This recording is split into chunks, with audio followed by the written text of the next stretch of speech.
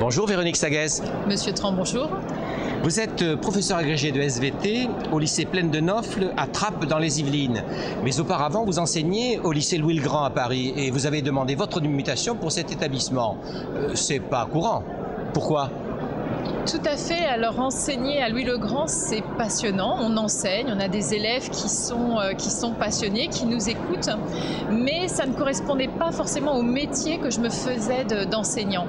Et j'ai donc demandé ma mutation à Trappes, directement dans les Yvelines. Et là, j'ai découvert des élèves tout aussi passionnant, mais dans un autre domaine. C'est-à-dire que lorsque je dormais mal la nuit ou une petite nuit, ou alors que je préparais trop pas à mon cours, il fallait absolument que je recommence parce que les élèves n'avaient absolument rien compris. J'ai découvert des élèves qui n'étaient pas motivés, qui n'avaient absolument pas envie d'apprendre, qui se demandaient ce qu'ils faisaient là en cours. Et donc petit à petit, alors je suis arrivée à Plaine de Nofle en 2000, petit à petit, eh bien, j'ai essayé de me demander, de m'interroger sur les pratiques qui permettaient de motiver les élèves.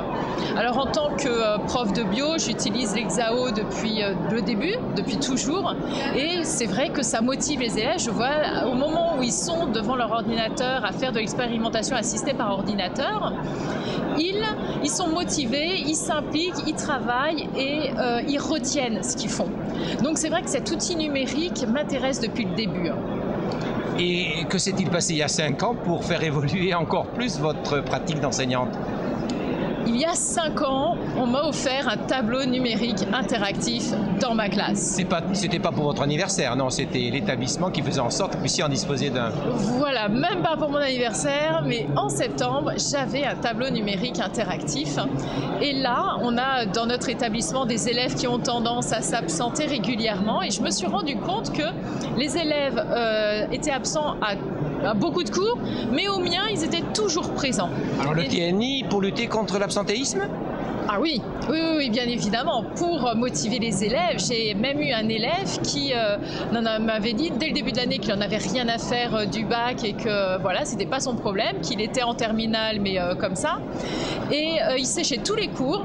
Au mien, il était là sans arrêt, il prenait aucune note, il suivait tout ce qui se passait au TNI et au bac, en SVT, il a eu 14/20. Alors là, ça a été le déclic pour moi. Je me suis dit qu'il y avait vraiment quelque chose à faire. Mais en plus de ce TNI, ce que je faisais, c'était que tout ce que je faisais dans la journée sur le TNI, je le transmettais le soir par mail aux élèves. Donc ils pouvaient faire des révisions contextualisées. Tout ce qui s'était passé sur TNI, ils l'avaient chez eux le soir. Et pourtant, cet iPhone géant que certains élèves de votre classe ont baptisé de TNI de cette façon n'est quand même pas la solution avec la complexité et la longueur des programmes, semble-t-il.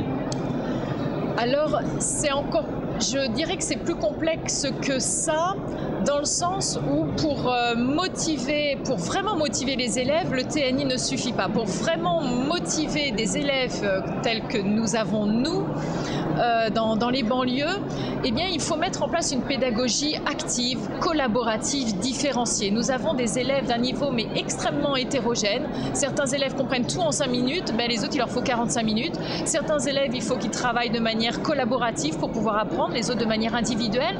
Certains sont auditifs, d'autres sont visuels, les autres sont kinesthésiques. Certains apprennent en commençant par avoir une vision globale de la notion, d'autres ont besoin d'abord de rentrer dans le détail. Et finalement, pour faire cette pédagogie différenciée, eh bien, il faut du temps. Il y a 3 ans de cela, j'ai essayé dans ma classe de mettre en place une pédagogie différenciée, collaborative, active. Et résultat, au bout de 4 mois, j'avais pris 1 mois de retard sur mon programme scolaire. Très chronophage donc. Très chronophage, très passionnant pour les élèves. Vraiment, j'avais des élèves qui venaient en cours, qui étaient passionnés par le cours. Ils ne voulaient même plus le quitter quand ça sonnait. Mais non, j'ai pas pu, c'était impossible de continuer avec cette pédagogie-là, sinon je ne terminais pas le programme. Et donc j'ai été obligée de revenir sur un enseignement magistral qui était catastrophique parce que quand on sort de cours, les élèves ont tout compris, Et arrivé chez eux, ils m'ont tout est à recommencer. Ils m'envoyaient des mails. Madame, est-ce que vous pouvez recommencer? Parce que finalement, j'ai pas très bien compris. Et j'étais vraiment, je recevais plein de mails. Il y a quelque chose qui ne va pas. Donc voilà. Quelle solution avez-vous mis en œuvre alors? Alors, petit à petit, je me suis renseignée sur ce qui se faisait à l'étranger, en France, et puis sur la recherche.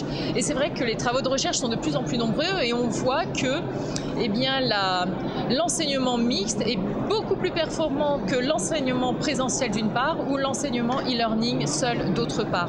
L'enseignement mixte, c'est à la fois l'e-learning et le présentiel. Et donc c'est vrai que je suis arrivée à cette solution de mettre en place l'enseignement mixte. Pourquoi? Parce que l'enseignement mixte me permet de gagner du temps en présentiel. Je fais sur le temps, sur l'e-learning, l'apprentissage, la mémorisation, et donc j'ai beaucoup plus de temps en présentiel pour mettre en place un apprentissage actif, collaboratif et différencié, ce qui est motivant pour les élèves. Alors concrètement, qu'est-ce que vous mettez en e-learning? En e-learning, l'e-learning c'est 2 temps, où j'ai envie de dire, l'enseignement mixte c'est 3 temps. On commence par un temps e-learning où on fait par des forums faire émerger les représentations, parce que ça c'est important. On peut pas, c'est important à comprendre, un élève ne peut pas apprendre quelque chose qui le choque ou quelque chose sur lequel il est contre. Donc on doit d'abord faire émerger ces représentations pour essayer de les détruire et de leur remontrer le bon chemin. Et donc, mettre en place un forum par e-learning où chacun dit ce qu'il pense de cette notion-là. Puis en présentiel, on fait des activités de groupe différenciées. Ce sont des petits groupes hétérogènes où chacun travaille sur une activité. Le secret, c'est que chaque élève puisse apporter sa brique.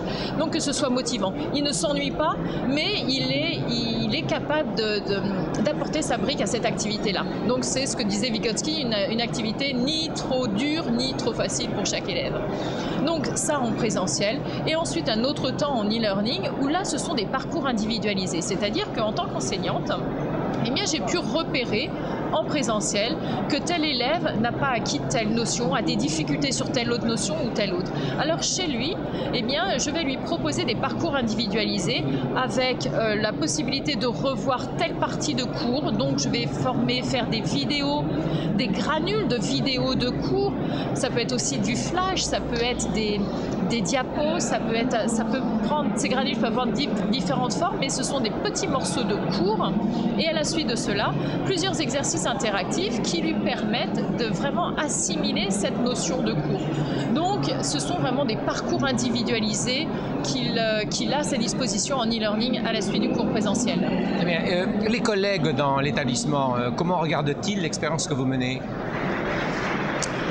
Alors, nous avons des collègues, nous sommes un petit groupe de collègues, en tout nous sommes 16, ce qui est important quand même, 16 à être impliqués dans cette expérimentation. C'est vrai qu'à côté de ces collègues qui sont très positifs, très constructifs et qui s'impliquent vraiment dans le projet, nous avons quelques collègues qui regardent l'enseignement mixte et le e-learning d'un œil plutôt négatif.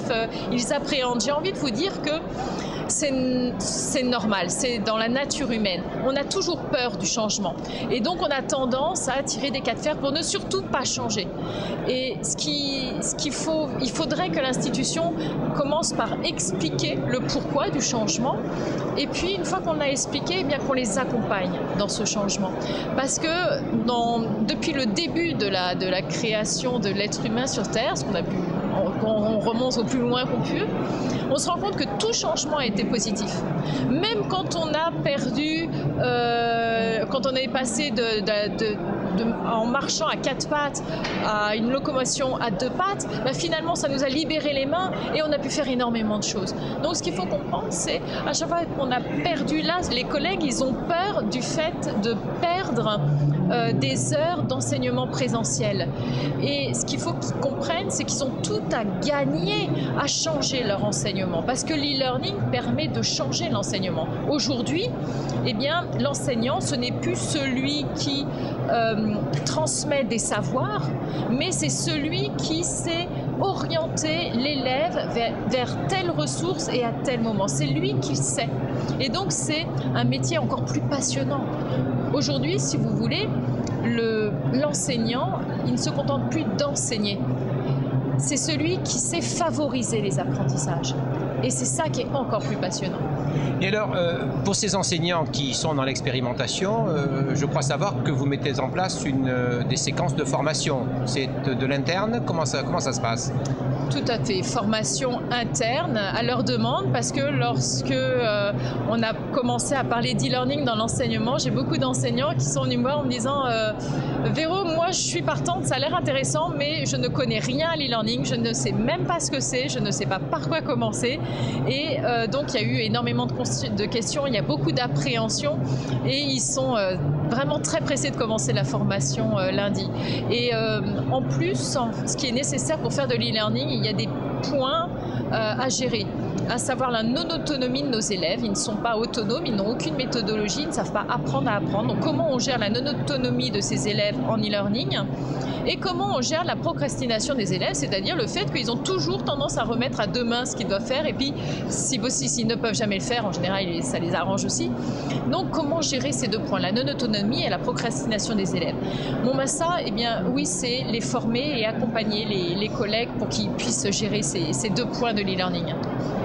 Mais quel a été votre fil conducteur personnel dans votre pratique pédagogique? À partir du moment où je suis arrivée à Trappes, j'ai compris que les élèves rencontraient beaucoup de difficultés. Et donc on a mis en place des systèmes de soutien, de remédiation. Et alors, ces soutiens et remédiation mis en place par vous-même, assurés par vous-même, par des assistants, par d'autres collègues? Voilà, par moi, par des collègues, par des assistants pédagogiques, par du soutien en ligne, enfin différents moyens. Et puis je me suis dit, c'est pas la solution. Il doit y avoir quelque chose. On doit pouvoir changer l'enseignement pour faire en sorte que, eh bien, dès le début du processus, à partir du moment où j'enseigne, je permets à chacun de réussir sans avoir besoin de remédiation derrière. Pour moi, l'école de la démocratie, l'école démocratique, c'est ça. C'est une école qui offre une très grande diversité de supports, une très grande diversité de moyens pour permettre à chacun de réussir. La remédiation dans une école démocratique n'a pas lieu d'être. Une école réussie, c'est une école qui permet à chacun d'emblée de réussir. Alors, conclusion, en temps réel, il est possible de faire en sorte que tous les élèves réussissent, mais en utilisant des moyens synchrones et des moyens asynchrones. En faisant une continuité de l'enseignement et de l'apprentissage, c'est-à-dire en investissant le temps extrascolaire. Aujourd'hui, il faut que l'enseignant aille sur le temps extrascolaire et donc qu'on aille vers l'e-learning, qu'on aille vers l'enseignement mixte. Et là, oui, c'est vrai, on permettra à chacun de réussir. Oui, parce qu'on pourra prendre en compte les caractéristiques, respecter les caractéristiques de chacun.